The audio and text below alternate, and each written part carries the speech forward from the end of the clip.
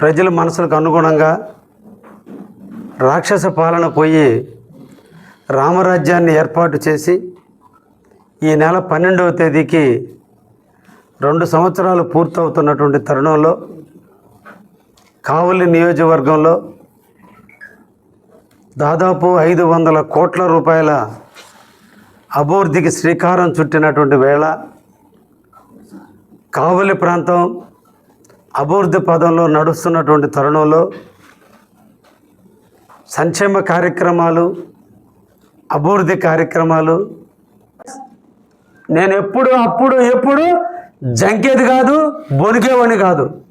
కావలిలో నేను ఎమ్మెల్యే నాటికి 123 ఎకరాలు భూముల్ని నీ మనుషులు ఆక్రమణ చేసుంటే 72 ఎకరాలు ఎమ్మెల్యే అయిన వెంటనే తీపిచ్చా.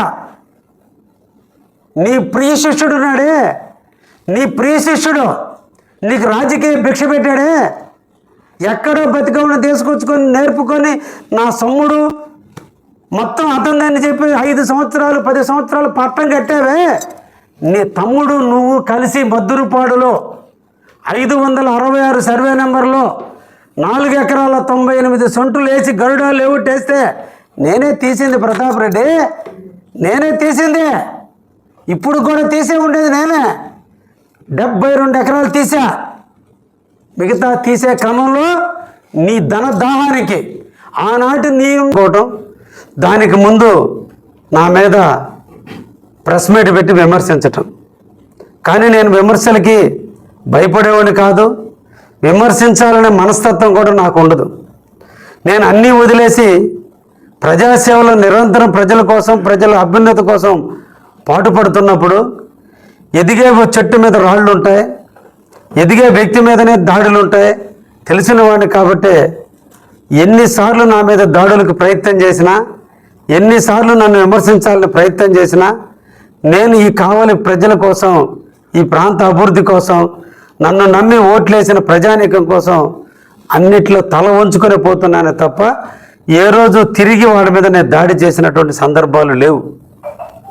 అయితే వచ్చినప్పుడల్లా ఏదో ఒక కామెంట్ చేయటం, దాన్ని చప్పట్లు కొట్టుకోవటం, ఏదో జరిగిపోయిందనేటువంటి ఒక ప్రచారం చేస్తున్న తరుణంలో మొన్నటి రోజున కావలి ప్రజల దాహర్తి తీర్చడానికి, కావలికి నీళ్లు లేక మా కావలి ప్రజలు అలమటిస్తుంటే దాహర్తి తీర్చడానికి 43 కోట్ల రూపాయల అమృత పథకం 2 యుఐడిఎఫ్ కింద 15th ఫైనాన్స్ కింద ఇచ్చినటువంటి నిధుల శంకుస్థాపన కార్యక్రమంలో అమృత వనం నిర్వీర్యమైంది. నిర్వీర్యమైనటువంటి అమృత వనం నా చెల్లెళ్ళు, అక్కలు, అమ్మలు, తల్లులు ఈరోజు బిందెలతో రోడ్డెక్కి నీళ్ళ కోసం అలమటిస్తున్నారు. దాంట్లో ఇంకా మళ్ళీ ఫర్దర్గా వర్క్ చేయడానికి ఉదయానికల్ ఏమీ ఉండదు.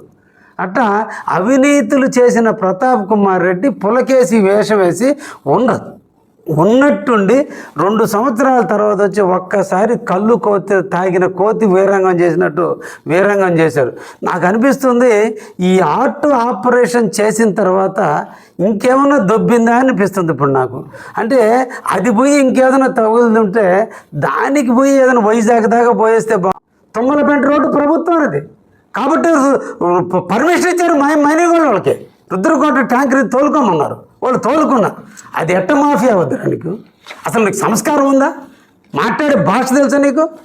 అన్నిటికీ చప్పట్లు కొట్టేవాళ్ళు ఒక పక్కన చేరుతారు, ఒక్కోడు ఒక స్క్రిప్ట్ అందిస్తాడు.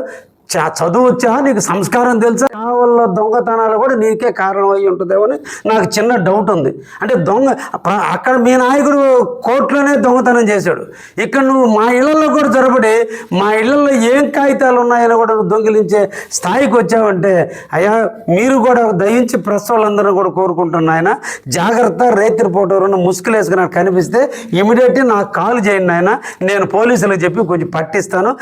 ఇటువంటి పరిణామాలు ఎవరికి మంచిది కాదు. ఇది ముఖ్యంగా మనకు కావాలికి మంచిది కాదు నాయన. కాబట్టి ముందు ఏంటి బాధ ప్రతాప్ రెడ్డికి బాధ అంటే నేను ఎమ్మెల్యే ఉంటే 100 కోట్లు తినేవాడేనా? లేదంటే ఆ స్కీము 3 పూలు 6 కాయలుగా నడిస్తే నాకు నెలవారీగా వాటా వచ్చేది, దాన్ని కనిపెట్టాడేనా? లేదంటే నువ్వు తీసుకున్న లంచం ఎవరు బయట పెడతానా? నీలాగా సంస్కారం లేని వాళ్ళం కాదు ప్రతాప్ రెడ్డి నోటుకు వచ్చినట్టు మాట్లాడడానికి. నిన్న వైసీపీ నాయకులకు తెలియజేస్తున్నా, కావలి ప్రశాంతంగా ఉంది.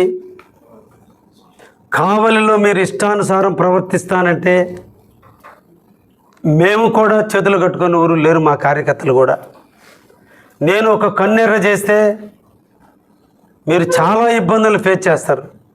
దయించి కావాలనే అపంశుభం తెలియనటువంటి ఫ్లాట్లు కొనుక్కున్న వాళ్ళు నష్టపోతుంటే ఈరోజు నేనే సర్దుకుని ముఖ్యమంత్రి గారికి చెప్పి ఈ విధంగా 16.5 ఎకరా పొలాలు లేఅవుట్లలో వేసేసి ఉన్నారు సార్ అంటే సీఎం గారే రాష్ట్ర వ్యాప్తంగా ఉన్నాయి. వీటన్నిటి మీద ప్రభుత్వం ఒక చర్య తీసుకుంటుంది. అప్పటి వరకు వాటి జోలికి పోవద్దంటేనే నేను ఆగిపోయా. ఎవరి కోసం? మనం అన్నం పెట్టలేని వాళ్ళం కడుపు కట్టకూడదు. సామాన్యుడు ప్లాట్లు కొనుక్కొని నష్టపోయి ఉన్నారు. వాళ్ళ కోసం ఎవరైనా మీ చేత అయితే 4,000 మంది ఆక్రమించున్నారు. కావలి ట్రంక్ రోడ్డు 4,000 మంది ఆక్రమించున్నారు స్ట్రీట్ వెండర్స్ రూపంలో. కలిగించగలమా మనం? వాళ్ళ బతుకుతెరువులు ఏం కావాలి? కాబట్టి సర్దుకొని ఉన్న దాంట్లో అడ్జస్ట్ అవుతున్నట్టే ఈరోజు ప్లాట్లు కొనుక్కున్నారు. వాళ్ళు ఏం పాపం చేశారు? చేసింది నీ హయాంలో. నువ్వనేవాడు ఆడుకోమంటున్నా, నేనే తోలమంటున్నా. నేను అధికారులకు చెప్తున్నా, మా కావల్లో గ్రామీణ తోలుకోవాల్సిందే, బట్టి తోలుకోవాల్సిందే, ఇసుక తోలుకోవాల్సిందే, తొమ్మిది తోలుకోవాల్సిందే, అందరు ప్రజలు బతకాల్సిందే. ఏం తప్పు చేశారు? ప్రభుత్వానికి కట్టాల్సిన ట్యాక్స్ కడుతున్నారు. నీకేం నష్టం వచ్చింది? రైతు రిపోర్టర్ ఉన్న ముసుగులు వేసుకుని నాకు కనిపిస్తే ఇమీడియట్గా నాకు కాల్ చేయండి ఆయన, నేను పోలీసులకు చెప్పి కొంచెం పట్టిస్తాను. ఇటువంటి పరిణామాలు ఎవరికి మంచిది కాదు. ఇది ముఖ్యంగా మనకు కావాలిగా మంచిది కాదు నాయన. కాబట్టి ఇతను కొంతమంది దొంగలను కూడా పోషిస్తున్నట్టున్నాడు. రేపు మీరూరున్న ఏదైనా యాడ్వర్స్ రాస్తే మీ ఇంట్లో ఏముందో కూడా దొంగలను పంపించి రికార్డు తెప్పిస్తాడేమో నాయన. మీరు కూడా కొంచెం తస్మాత్ జాగ్రత్తగా ఉండండి అని కూడా మీ అందరికి కూడా. బోట్ల విషయంలో కృష్ణారెడ్డి పాత్ర ఉంది అంటే రాష్ట్ర ముఖ్యమంత్రి దగ్గర ఇంటెలిజెన్సీ రిపోర్ట్ ఉండదా? వితౌట్ ఇంటెలిజెన్సీ రిపోర్ట్ కావాలలో ఒంటి చేతి మీద మత్స్యకార భరోసా కార్యక్రమాన్ని ముఖ్యమంత్రి గారు నాకు అప్పచెప్పారు అంటే నేను నీతి నిజాయితీగా మత్స్యకారుల ఎడల ఎంత నిజాయితీగా ఉన్నబట్టే ఆ పూర్తి ఆ కార్యక్రమం నాకు అప్పచెప్పాడు. మేము ప్రతాప్ కుమార్ రెడ్డి లాగా కోవూరు వాళ్ళని, నెల్లూరు వాళ్ళని, ఉదయగిరి వాళ్ళని, కందుకూరులను తీసుకురాలా. నా కావలి నియోజకవర్గంలో ఉన్న కూడా పిలవాలా. ఒకే ఒక్క పిలుపు మత్స్యకారుల్ని. నన్ను నమ్మారు, నా నాయకుడు నా బాస్ చంద్రబాబుని నమ్మారు. ఊరు వాడ మొత్తం ఖర్చు లేకుండా వచ్చి ప్రోగ్రామ్ సక్సెస్ చేసిపోయారు. అంటే మత్స్యకారుల బోట్లలో నా పాత్ర ఉందా లేదా అనేది క్లీన్ చిట్ ఇవ్వాల్సింది మత్స్యకారులు. ఇటువంటి మెంటలు వచ్చిన ప్రతాప్ రెడ్డి కాదు నాయన నాకు ఇవ్వాల్సిందే. నా మత్స్యకారులు ఇచ్చారు క్లీన్ చిట్. ధైర్యంగా ప్రతి ఊరికి పోయా, ప్రతి మత్స్యకారు సోదరుని కలిసా, రండి మనమని. మత్స్యకారులకి నేను రుణం తీర్చుకున్నా. ముఖ్యమంత్రికి చెప్పి 60% సబ్సిడీ ఇప్పించా. మత్స్యకారు గ్రామాలకి రోడ్డు శాంక్షన్ చేయించా. కాబట్టే ముఖ్యమంత్రి గారి సభకి మహిళలు మగవాళ్ళు అందరూ వచ్చి మేమందరం లోకల్ ఎమ్మెల్యే అన్నకు అండగా ఉన్నాం అని చంద్రబాబు నాయుడు గారికి ధైర్యాన్ని ఇచ్చారు. అంటే ఇంకా కూడా నా లెక్కలు ఏదో ఇంకొక ఆయన దగ్గర ఉందంట, ఆ లెక్కల్లో ఏదో బయటికి తీశారంట. అరే పిచ్చోడా, ఇంకా నీ నాయకుడు వచ్చి తిట్టిపోతే దాన్ని మర్చిపోయి నువ్వు నన్ను అంటే ఎట్లా? ముఖ్యమంత్రి పొగిడిపోయాడు. గతం కంటే కృష్ణారెడ్డి ప్లస్లో ఉన్నాడని చెప్పాడు. నా ర్యాంక్ 33 ర్యాంక్ అని చెప్పాడు. నువ్వు డబ్బులు ఇప్పించి రాపించుకోవాలా? ఇది దిల్లుతో పనిచేసేవాడు. నువ్వు కావ్య కృష్ణారెడ్డి గురించి కూడా నువ్వు మాట్లాడితే ఏమో ప్రతాప్ రెడ్డి, నువ్వు స్క్రిప్ట్ తెచ్చుకోవాలా. సో కాబట్టి బోట్ల విషయం మా సీఎంఏ వచ్చి కావాలో మత్స్యకారులు సీఎం ఇద్దరు నా కితాబ్ ఇచ్చేసారు, అయిపోయింది. కాబట్టి దాంట్లో నేను క్లీన్ రియల్ ఎస్టేట్ వాళ్ళు మట్టి ఇప్పుడు కూడా చెప్తున్నా, అధికారులైనా కావచ్చు, ఇంకొకరైనా కావచ్చు, కావలి దాటి మట్టి అమ్మితే పట్టుకోండి, శిక్షేద్దాం. కావలిలో పేద బడుగు బలహీన వర్గాలు ఎవరైనా సరే ఇల్లు కట్టుకోవాల్సిందే, ఆ ఇళ్ళకి బేస్ మట్టాలకు మట్టి తోలుకోవాల్సిందే. దానికి సంబంధించిన ట్యాక్స్ ఇరిగేషన్ వాళ్ళు కడుతున్నారు. అదేవిధంగా ఏఎంఆర్ కంపెనీకి నెల్లూరు జిల్లా అలాట్ చేసింటే వాళ్ళకి ఫీజు కట్టి తోలుకుంటున్నారు తప్ప ఎవరి సొంత పొలాల్లోనూ ఎవరినో దోచుకొని ఎక్కడా కట్టడంలా. ఈ సందర్భంగా మీ అందరూ కూడా ఇంకో మాట కూడా చెప్పాలా. అయ్యా ప్రతాప్ కుమార్ రెడ్డి, 15 రోజుల నాడు నువ్వు ఒక స్కూల్ పెడుతున్నావు, ఒక బేపనోళ్ళ కడుపు కొట్టి దుర్మార్గంగా ఆ డబ్బులు కట్టకుండా ఆస్తి రిజిస్టర్ చేపించుకున్నావే. అయ్యా బ్రాహ్మణ్స్ అంటే బ్రహ్మజ్ఞానం కలిగిన వాళ్ళు, చావు బతులకి మన ఇంట్లో శుభకార్యాలకు వాళ్ళ ఇళ్ళకి పోయి పెట్టుకునేది. కానీ వాళ్ళ ఆస్తిని రిజిస్టర్ చేసుకొని ముప్పు తిప్పలు పెడుతున్నావే. ఆ ఆస్తికి గ్రావెలు ఎప్పుడు తోలేవు నాయనా? 15 రోజుల నాడు తోలేవు. ట్యాక్సులు కట్టావా? నీకు దొంగతనం అనిపించలేదా? అప్పుడు కనిపించలేదు ఈ మాఫియా? తోలుకోలేదా నువ్వు? ముసునూరులో రైలు కట్టకు పరవట పక్కన పెట్టేటువంటి స్కూల్కి కరెక్ట్గా 15 రోజుల ముందు దయించి ఒకసారి మీరు విజిట్ చేయండి. ఆ గ్రావెల్కి ఎంత ట్యాక్సులు కట్టి ఆయన తోలించుకున్నాడో చూద్దాం. నువ్వు చేస్తే నువ్వు మహారాజువు కాబట్టి, పులకేసివి కాబట్టి నువ్వు తోలుకుంటే మటుకు అందరూ చదువు, సామాన్యుడు తోలుకుంటే మటుకు అది మాఫియా. ఇంకొక మాట ఉన్నావు, రీకి మనీ స్కామ్ ఎక్కడ పెట్టారు? ప్రతాప్ కుమార్ రెడ్డి ఇంటికి 300 మీటర్ల దూరంలో 2021లో ప్రతాప్ కుమార్ రెడ్డి గారి రాజ్యాంగం 4 కాళ్ళ మీద అన్యాయం జరుగుతున్న రోజుల్లో ఇంకొక అన్యాయంతో వంతుడు కావలిని షెల్టర్ జోన్గా తీసుకొని ఎక్కడ అన్యాయాలు జరుగుతుంటే అక్కడే వస్తారు అన్యాయం చేసేవాళ్ళందరూ. అక్కడ లా అండ్ ఆర్డర్ పర్ఫెక్ట్గా ఉంటే అక్కడికి పోతే ఏది జరగదని ఇటువంటి అన్యాయం చేసేవాళ్ళు రారు. కాబట్టి 2021లో ఆ దుర్మార్గుడు మనీ స్కామ్ లీడర్ 4 రాష్ట్రాల దారి ఈ ఆంధ్రప్రదేశ్లో సుభిక్షమైన ప్లేస్ ఏందిరా అంటే కావలి అని. అక్కడ ప్రతాప్ కుమార్ రెడ్డి అవినీతి పరుడు ఉన్నాడు, నేను చేసే అవినీతి పరుడికి నాకు బాగా సపోర్ట్ ఇస్తాడని, ఒకవేళ ఊరున్న షాపుల మీద పైన పడ్డా దగ్గరలో ఇంటి పక్కన ఉంటే ఆ ఇంట్లో దాంకోవచ్చని ఆయన ముసునూరులో వచ్చి మోసం చేసి డబ్బులు దోచుకుంటున్నారని నేను పట్టించినప్పుడు తెలిసిన సమాచారం, నువ్వు ఎమ్మెల్యేగా ఉన్నప్పుడు కావలిలో పనిచేస్తున్న నీ సిఐలు, నీ ఎస్ఐలు కూడా దాంట్లో భాగస్తులు ఉన్నారు. అంటే నువ్వు కూడా భాగస్తుడివే కాదా? నీకు కూడా డబ్బులు ముట్టలేదా? ముట్టబట్టే కదా నీ సిఐలు కూడా ధైర్యంగా ఆ డబ్బులు పెట్టుబడి పెట్టింది. అందరూ కలిసి గుట్టు చప్పుడు కాకుండా దాన్ని చేయనిచ్చింది.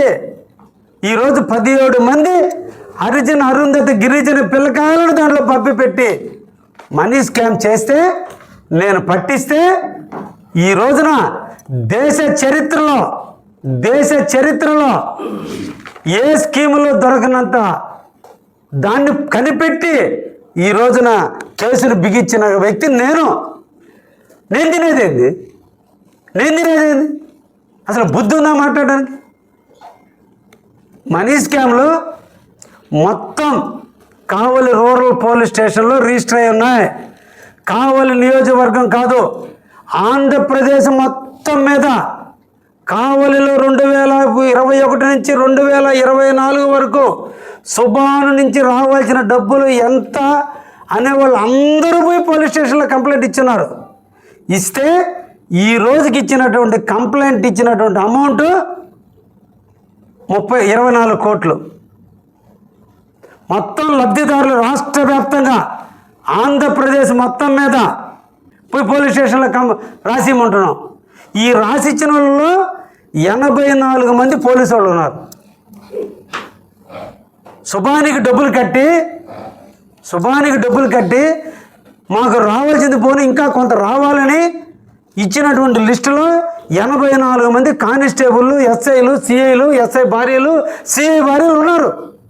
అంతా కలిపితే ప్రజలు మాకు రావాలని ఇచ్చినటువంటి లిస్టు దాంట్లో దొంగతుందా, మంచిదుందా, తప్పు చెప్పారా?